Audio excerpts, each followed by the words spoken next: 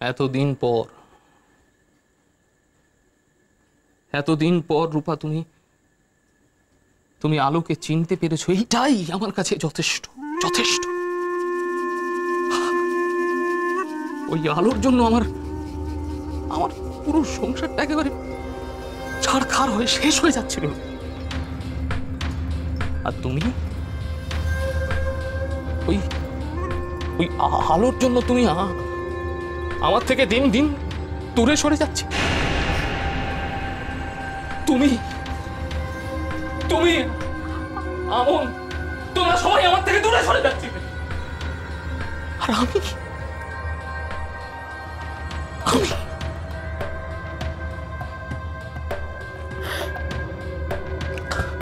তবু রূপা আমি জানতাম অন্যায়টা আমরা করছি না, রূপা অন্যায়টা করছে আলো, আমি জানতাম।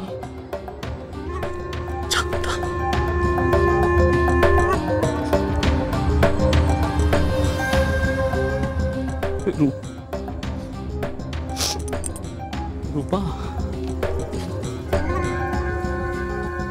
রূপা আমাদের মধ্যে কত স্বাভাবিক একটা সম্পর্ক ছিল বলতো।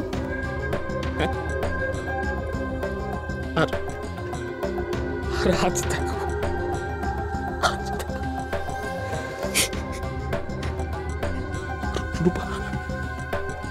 রূপা দেখো, আমি কিন্তু এই সম্পর্কের টানাপোড়েনের মধ্যেও আমি কিন্তু জানতাম তুমি আমার স্ত্রী।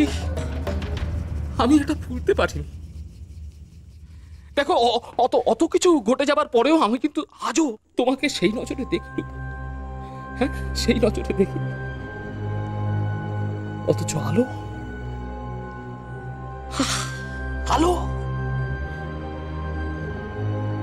যার জন্য তুমি আমাকেও ছেড়ে দিতে পারো, যার জন্য তুমি আমার থেকে দূরত্ব তৈরি করলে, সেই আলো আজ কেমন পাল্টে গেল।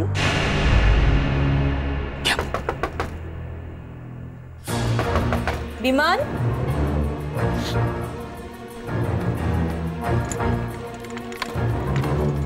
ও বৌদি, কিছু বলবে? না না ঠিক আছে, আমনকে আমি আজ মায়ের কাছে শুয়ে দিয়েছি, তোমাদের ডিস্টার্ব করবো না, এইটুকুই বলতে এলাম। নাও দেখি দরজাটা বন্ধ করে দাও। কি করছোটা কি বৌদি? Good night. বৌদির আর পারলাম কে।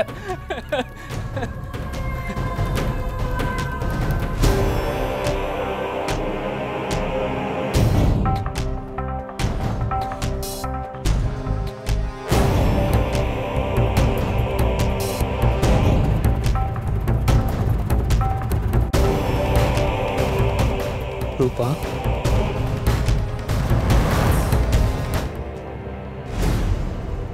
রূপা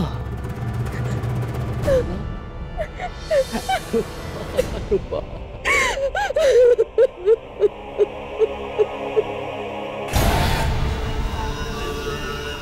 আমাকে কেবিন থেকে বের করে দিয়েছিলে না পাটরানী?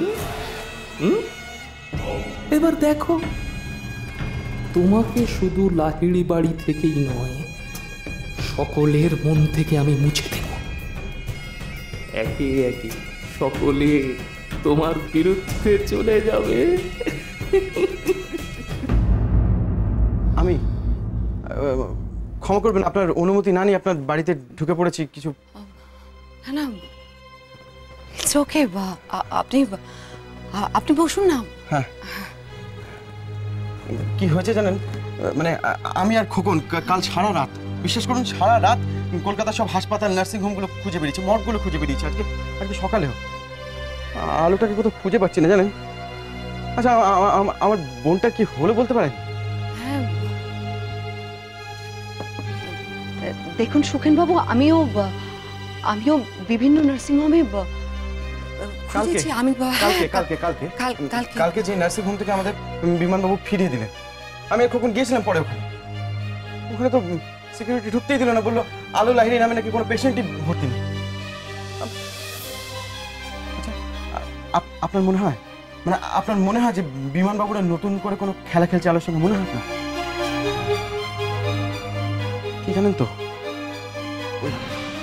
ওই বাড়িতে তো আলোর খারাপ চাওয়ার লোকের অভাব নেই। ওরা কি চাইছে, কি করছে, কিচ্ছু এগুলো রূপা দেবী যদি একটু চেষ্টা করেন জানতে পারেন। রূপা? হ্যাঁ,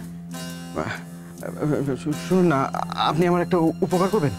মানে আপনি দয়া করে যদি একবার রূপা দেবীর সঙ্গে যোগাযোগ করেন, মানে কোনোভাবে যদি রূপা দেবী বলতে পারেন আসল ব্যাপারটা কি, তাহলে। দেখুন সুখেনবাবু,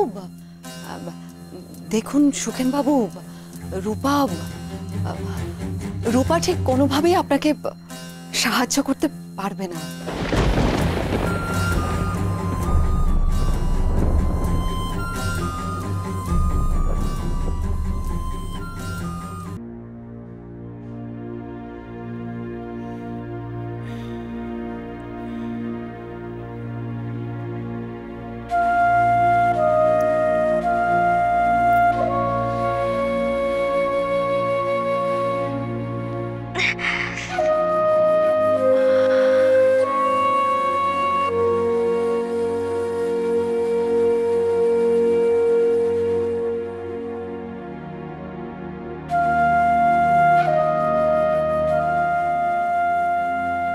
কোথায় আছি? আমি কোথায় আছি? আপনি আমাদের হাসপাতালে আছেন।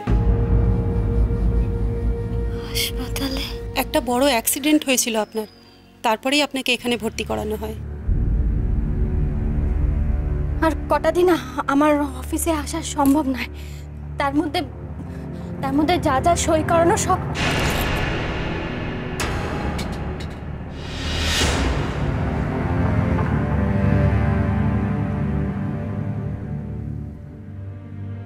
মাথায় চোট লেগেছিল না? শুধু চোটই লাগেনি, একটা কাঁচও ঢুকে গেছিল। ডাক্তারবাবু তো ভয়ই পাচ্ছিলেন যে ভেতরে হ্যামারেজ হচ্ছে কিনা। ভগবানের অশেষ দয়া যে আপনি প্রাণে বেঁচে গেছেন। আমার বাড়ি থেকে কেউ এসেছেন? আছেন একজন, কাল রাত থেকে। উনিই তো ছুটোছুটি করে সব ব্যবস্থা করেছেন। ওনারও আঘাত লেগেছে। দুজন একজন ম্যাডামের খোঁজ করছেন কেন বাবা?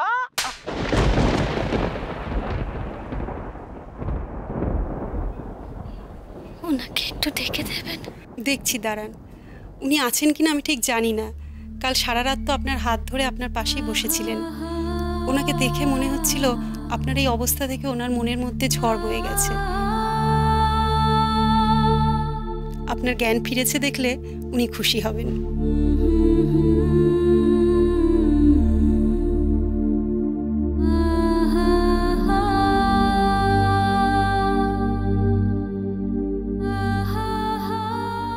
নিশ্চয় ওনার কথাই বলছিলেন।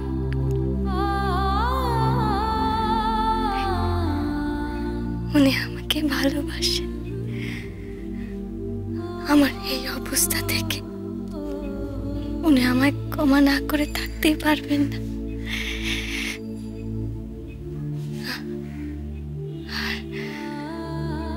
আর মিথ্যে নয়,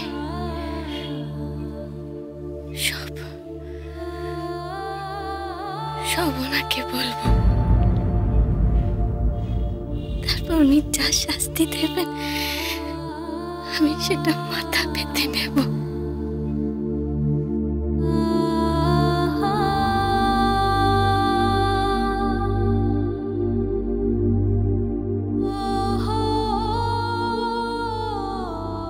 আপনার ড্রাইভার কোথায় সুজয় বাবু?